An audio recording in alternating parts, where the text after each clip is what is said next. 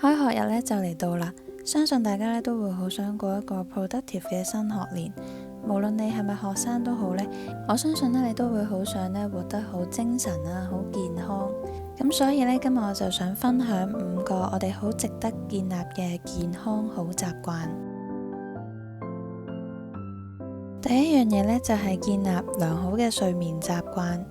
每一個人呢，需要睡眠嘅時間呢都唔同嘅，你可以呢揾翻呢你需要瞓幾多個鐘頭啦。良好嘅睡眠呢，實在對我哋嘅生活呢有太大嘅影響啦，可以呢令到我哋成個人嘅身體啦、心情啦，各樣嘢都會好好多。所以呢，記得要揾方法呢幫助自己呢去睡眠。而我就會用一啲嘅 app 呢幫助自己記錄下睡眠嘅品質。咁如果你呢都係有失眠問題困擾嘅話呢，咁我建議你呢真係要盡早呢去揾方法解決。如果唔係呢，就好難好有活力咁樣去工作啦、讀書啦，又或者呢，甚至連我哋每一日嘅心情啦、身體狀況呢都會呢越嚟越差。如果你哋想知道呢，我之前係點樣呢擺脫失眠嘅問題嘅話呢，之後我就可以詳細啲分享嘅。第二個呢，就係建立閱讀嘅習慣啊。建立閱讀嘅習慣呢，可以幫助我哋啟動一個學習嘅模式。所以呢，建議你可以呢喺每一個禮拜呢揾一啲時間呢去睇書啦，幫助你呢去睇你嘅學習以外呢吸收一啲另外一啲嘅資訊。就算呢每次睇好少呢都唔緊要嘅，最緊要呢就係拎起本書嚟睇下，慢慢呢睇下睇下，你又會一本一本書咁樣完成。之後呢，你就會發現原來呢自己呢都睇咗唔少嘅書，呢一種嘅成就感呢都係令人好開心嘅。第3點呢，就係要選擇適合你嘅食物。問下你嘅身體有冇覺得邊度唔妥呢？其實呢，可能我哋不自覺呢都食緊好多呢根本唔適合我哋食嘅食物。食嘅時候呢，可能冇乜嘢，但係食完之後呢，會覺得好似好唔舒服咁樣。反而呢，去了解自己嘅身體狀況，揀翻一啲呢真係適合你食嘅食物，每一日呢就會精神好多。而家呢，我會好小心咁選擇食材，將佢哋整成自己中意嘅便當，啲食物又靚又健康，食咗之後呢，真係會開心好多嘅。第4點呢，就係預先計劃同埋呢記錄你嘅生活。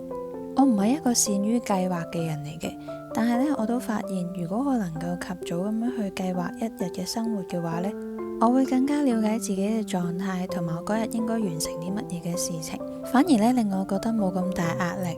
配合埋記錄生活呢，亦都可以令我呢將一啲擔子呢去放低，第2日呢先有精神同埋力量去面對。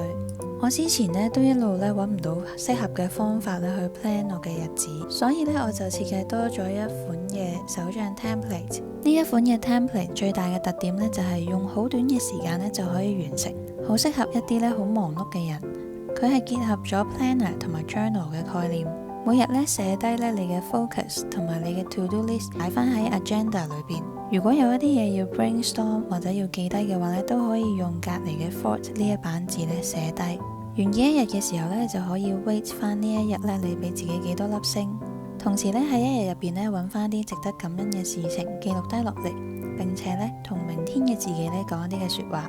我將最重要嘅元素呢擺咗喺今次嘅 template 裏邊。如果呢有興趣嘅話呢，都可以去我下面嘅 link 嗰度 download。呢個 template 真係完全免費嘅，希望你哋都會中意啦。而最後一點呢，就係預留一啲時間俾你自己嘅興趣啦，或者係運動。雖然呢完成每一日嘅工作呢都係好重要，但係呢我哋嘅身體呢都係好需要呢有一啲嘅時間可以完全咁樣去抽離我哋嘅工作。而透過運動或者我哋一啲個人嘅興趣呢，就可以將我哋嘅工作呢暫時放低一邊，而喺嗰個時間裏面呢，就可以好專注喺當下你要做嘅嘢。呢一啲嘅事情呢，比起攤喺度呢，令我哋更加冇咁有罪惡感，唔會覺得浪費咗時間而造成惡性循環。至於呢要做啲乜嘢嘅話呢，就要等翻你自己去發掘啦。